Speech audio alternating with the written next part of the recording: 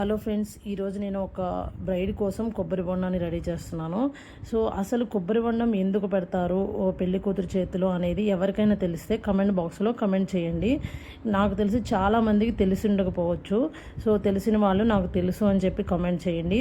So మేమైతే ఇలాగా braid కోసం ఇలా డిఫరెంట్ కొబ్బరి బొండాలని డిజైన్ చేసి కస్టమైజ్ చేసి పంపిస్తాం అనమాట. సో ఆర్డర్స్ కోసం మా నెంబర్కి మెసేజ్ చేయండి.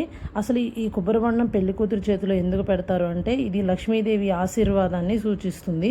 అంతేకాకుండా తన పైన ఏదైనా దృష్టి దోషం పడకుండా దాని నుంచి రక్షణ కలగడానికి అండ్ తన జీవితంలో కొత్తగా తన జీవితాన్ని స్టార్ట్ చేస్తుంది కాబట్టి తన జీవితంలో ఎప్పుడూ ఆనందం, ఐశ్వర్యం అండ్ సంపద ఎప్పుడు ఉండాలని చెప్పేసి, తను హ్యాపీగా ఉండాలని చెప్పేసి ఇలాగా మనకి గ్రీన్ కలర్లో ఉన్న కొబ్బరి బొండాన్ని పెడతారు.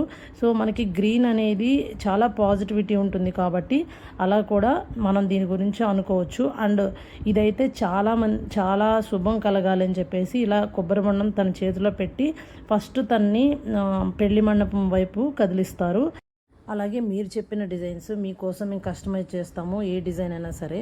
సో మా నెంబర్కి వాట్సాప్ చేయండి ఆర్ కాల్ చేయండి.